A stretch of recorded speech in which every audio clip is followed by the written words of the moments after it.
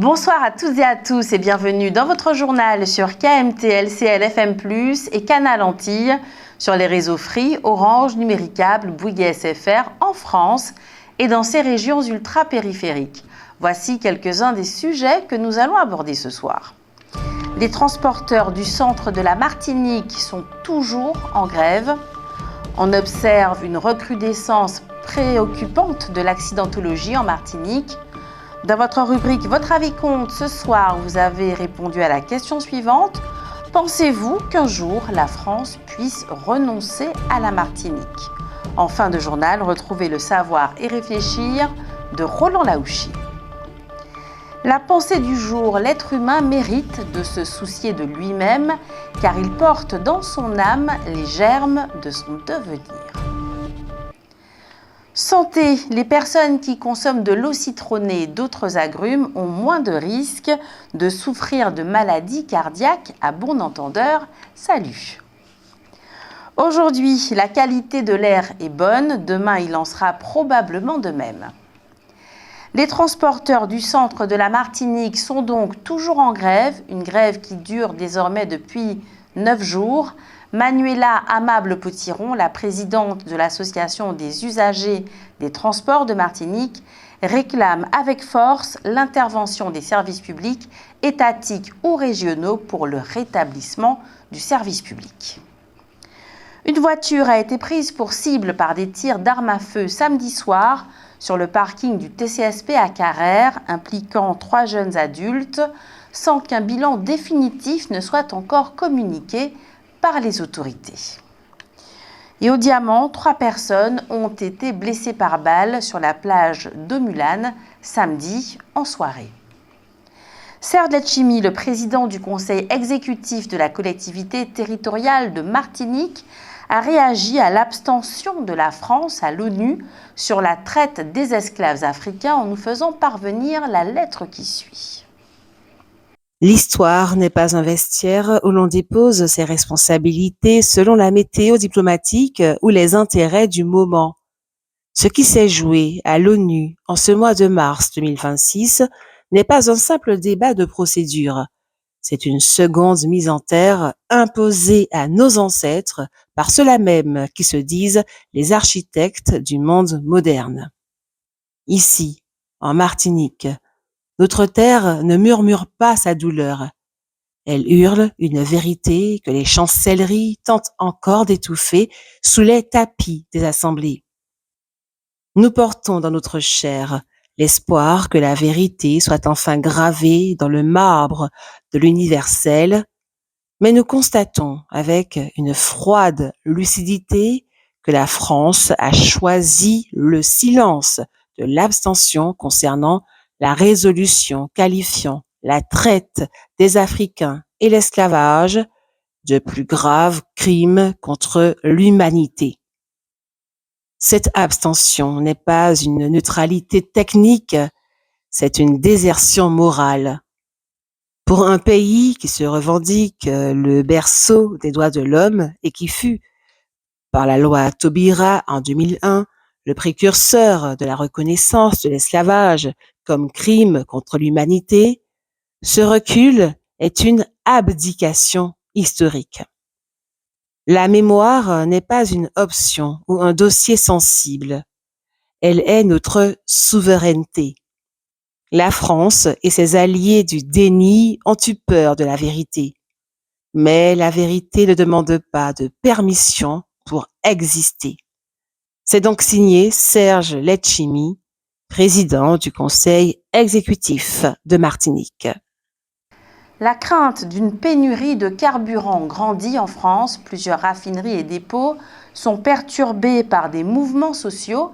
Certaines stations-service commencent à rencontrer des difficultés d'approvisionnement.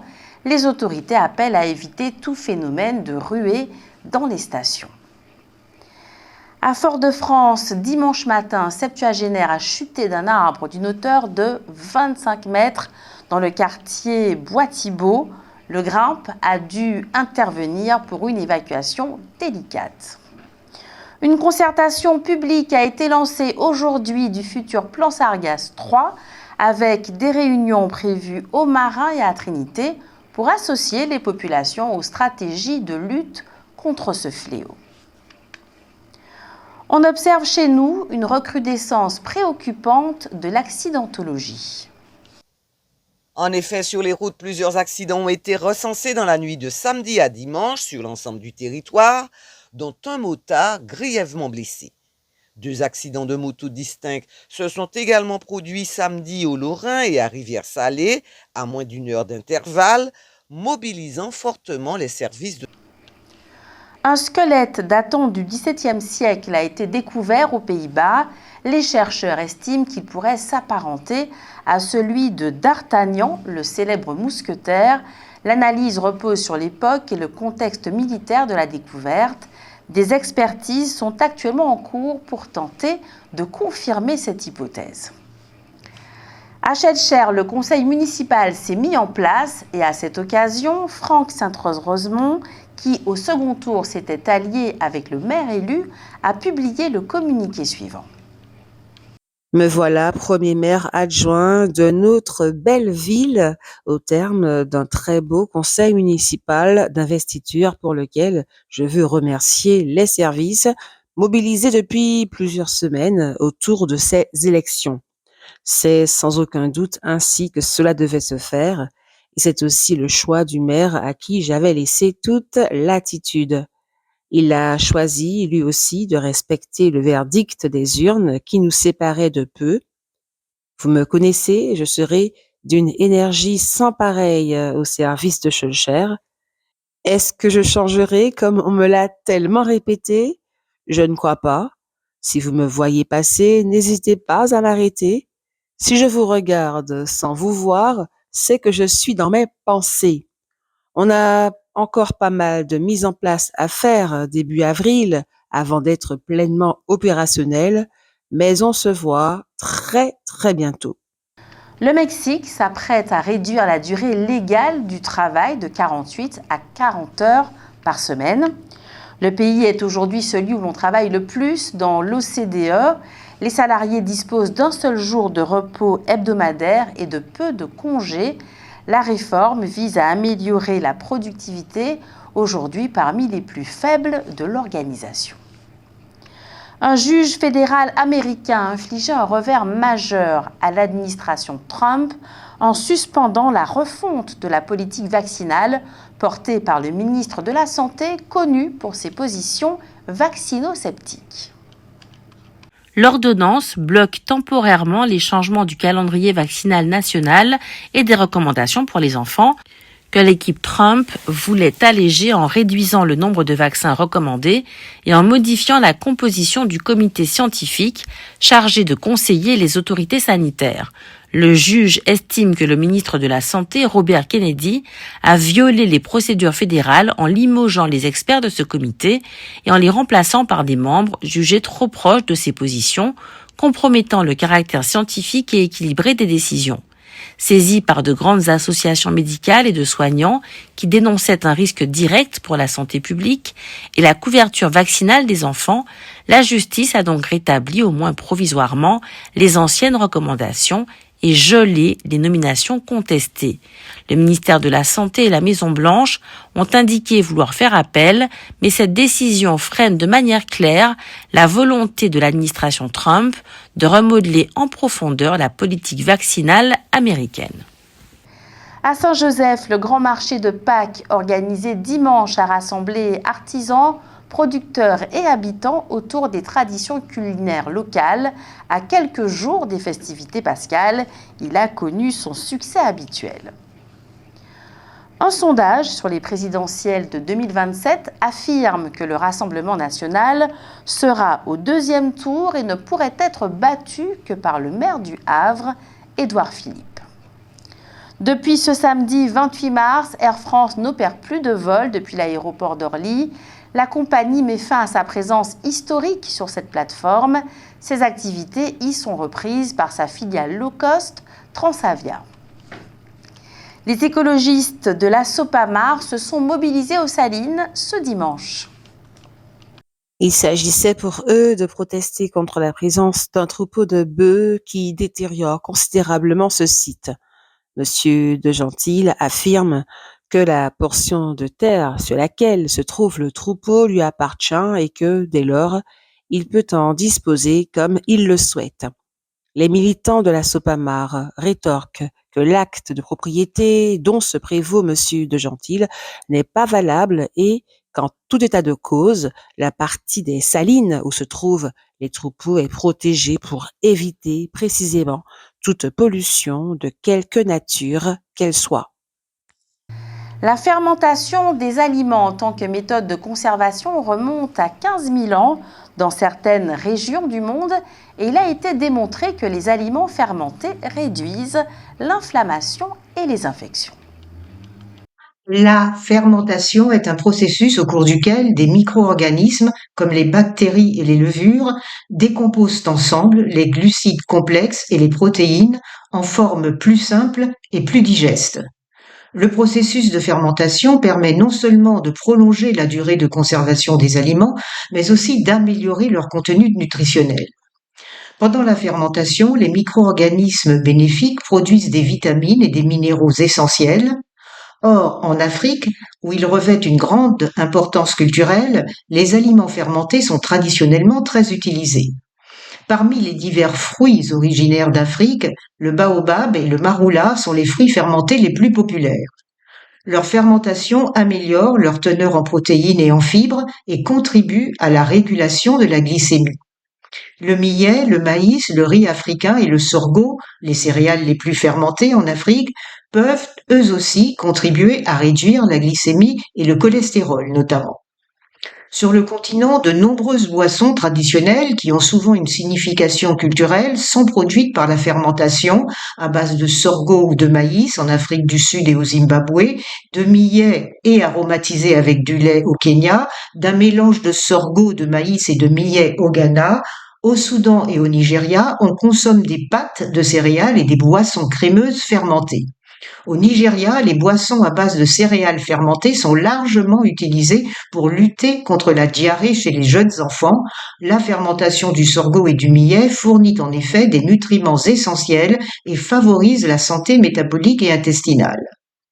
Mais l'aliment le plus fermenté d'Afrique est le lait acide, dont le goût riche et les nombreux bienfaits pour la santé sont très appréciés, tant au Kenya qu'en Afrique du Sud, au Ghana, au Cameroun, au Nigeria, qu'au Togo ou en Angola, par exemple. Dans le sud de ce dernier pays, le lait fermenté mélangé à de la farine de manioc, très proche de notre matete donc, est dénommé matete. Parfois, on fabrique aussi les produits laitiers à partir de graines de soja fermentées. Tous ces aliments sont principalement fermentés à domicile avec des pratiques qui varient d'une région à l'autre. Les plantes racines fermentées telles que le manioc et l'igname se sont révélées capables de réduire le taux de créatinine et d'améliorer ainsi la fonction rénale et la santé des reins.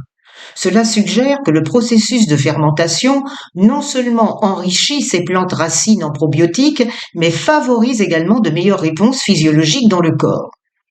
La consommation régulière de lait fermenté acidulé peut jouer un rôle important dans la gestion du poids en réduisant la graisse viscérale, intestinale, qui est un facteur de risque pour les maladies cardiovasculaires. En outre, le lait fermenté offre une protection précieuse contre la carence en folate. Cependant, bien que certains produits comme la bière de Maroula soient entrés sur le marché commercial, la consommation globale d'aliments fermentés chez les Africains a diminué à cause de la généralisation des systèmes de réfrigération et d'un désintérêt croissant pour les aliments africains traditionnels. Il serait pourtant intéressant de remettre cette pratique au goût du jour et d'élargir la gamme des aliments fermentés africains disponibles dans le commerce. Ce serait le moyen le plus simple et le moins coûteux d'introduire des microbes bénéfiques dans le système gastro-intestinal en remplacement des probiotiques pharmaceutiques onéreux. Retrouvez maintenant votre rubrique Votre avis compte. Ce soir, vous avez répondu à la question suivante. Pensez-vous qu'un jour, la France puisse renoncer à la Martinique ?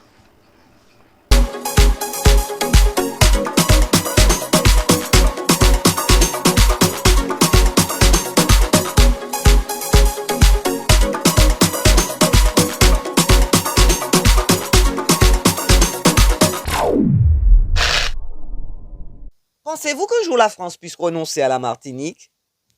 Je pense que non, parce que stratégiquement, on est sur une plateforme qui les intéresse beaucoup. Donc voilà. Oui, mais ce que vous dites là en ce moment, dans le temps que nous y sommes, je pense que ce que vous dites, c'est une réalité. Mais en fin de compte, faut regarder les choses plus profondément. Vraiment, dans la fondation du monde, non, la France va jamais renoncer aux Outre-mer. Jamais. Mais à un moment donné, chacun va prendre leurs responsabilités. Et nous, en tout cas, il faudra que nous sachions bien, on ne sera pas aussi bien comme eux. Alors, on fait avec. Il faut faire avec. Il faut continuer, il faut faire avec. Jamais. Ils auraient trop à perdre. Surtout la richesse pétrolière que nous avons à côté là, non. Je ne pense pas. Pourquoi? Parce que on n'a pas les moyens d'être indépendant. Et il faudrait que déjà ce peuple-là soit déjà un peuple qui sache ce qu'il veut. Parce que maintenant, on a tendance à ouvrir la bouche très grande, mais on n'a pas il n'y a rien derrière, quoi. C'est comme le carnaval, quoi. Tout le monde est là, mais après, il n'y a pas de suite, il n'y a rien. C'est un feu de paille, quoi, ce peuple. Vous savez bien que non, c'est ma réponse. Donc c'est même pas la peine de me poser la question. Mais vous connaissez l'histoire, vous savez, donc c'est pas la peine qu'on continue. Voilà, je m'arrête là. Pensez-vous qu'un jour la France puisse renoncer à la Martinique? Oui, c'est un truc que tôt ou tard ça va arriver, hein, parce qu'on pense qu'à un certain moment on sera indépendant. Ah oui, donc la France va nous laisser tomber, hein. Ouais. Et bien que pour tout ça, je pense qu'on n'a pas tellement les moyens mais ça va arriver tôt ou tard. Même si nous on ne le voit pas, mais ça va arriver tôt ou tard. À mon avis, non. Vu notre situation géographique, je pense qu'on a notre importance contrairement à ce qu'on pense. Non, pas du tout. Pour les intérêts. Il a trop d'intérêts, effectivement, et puis il peut pas le faire de toute façon. Mais je pense qu'effectivement, on y pense. Même les Martiniquais pensent pour nos indépendances. Mais je pense que c'est impossible, puisque les relations qui nous lient avec la France, je pense pas. Je pense que la France fera tout le nécessaire qu'il faut pour que la Martinique puisse avancer. D'accord? Voilà ce que j'avais à dire. Je ne pense pas. Enfin, comment dire, la France en elle-même, non. Les Français, parce que malheureusement le racisme est en train de se propager rapidement en France. Mais vu qu'on a des ressources qui sont nécessaires pour la France, ça les empêchera de renoncer. C'est juste par intérêt. Non. Pourquoi? Je sais pas. Il y a beaucoup d'intérêts. Beaucoup d'intérêts. Lesquels, mon Dieu, faudra les chercher, hein, mais bon, je pense que il y en a beaucoup.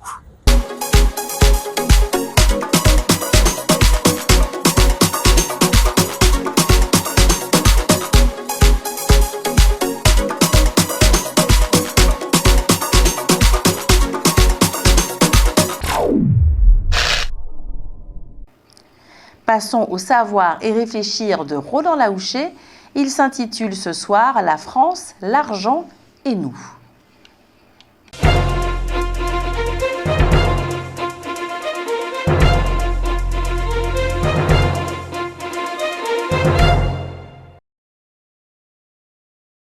Une des personnes participant à la discussion expliqua avec une certaine anxiété que les régions ultrapériphériques de la France, et notamment la Martinique, devaient se préparer à des lendemains difficiles.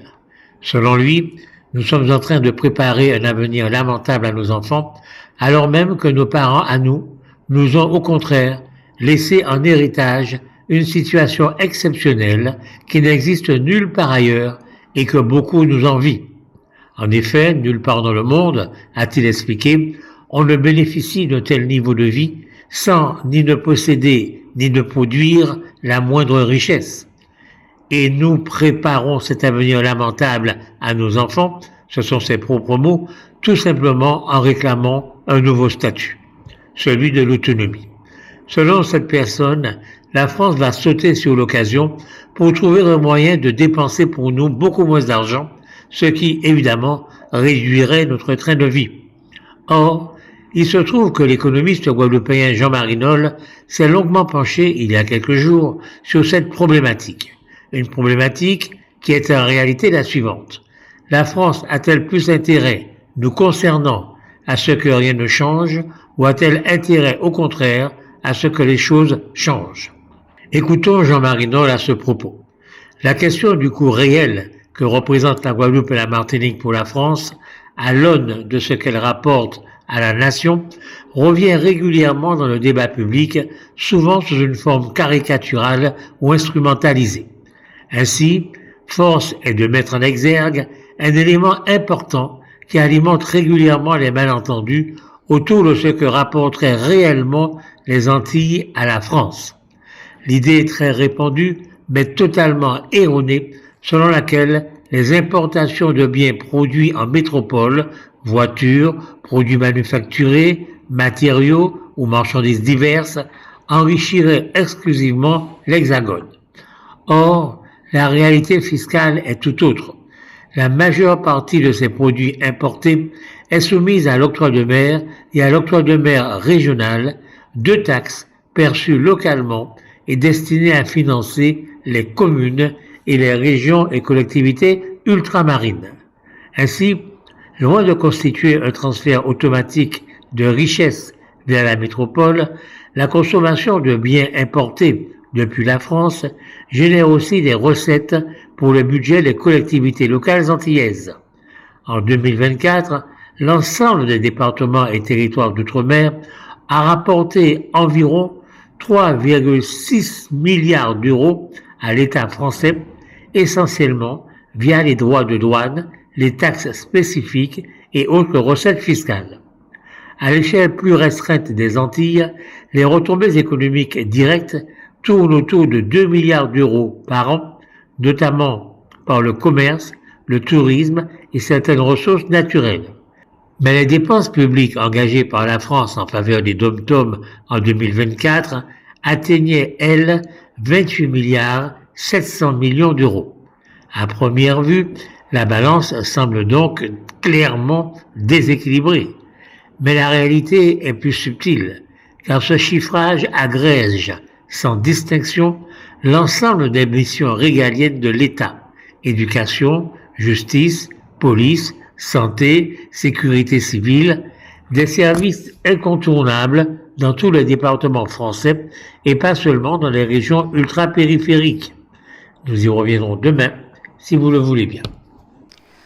Dans notre sujet santé ce soir, il est question de céréales complètes.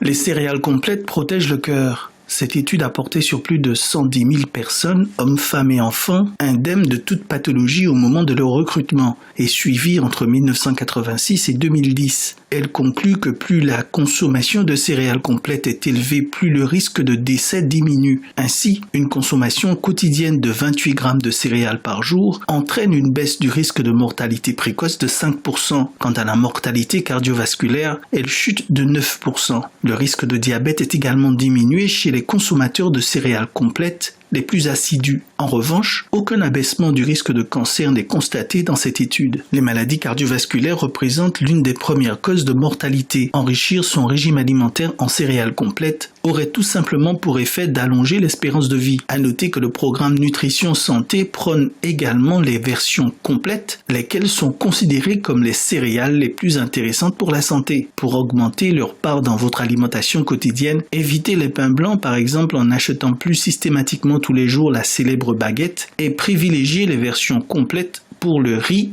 le blé, les pâtes, les biscuits, les céréales du petit déjeuner. Et aussi mettez plus souvent au menu du froment concassé ou encore du quinoa. C'est ainsi que s'achève cette édition. Je vous remercie de l'avoir suivi. Je vous remercie de votre fidélité. Je remercie tous ceux qui y ont participé.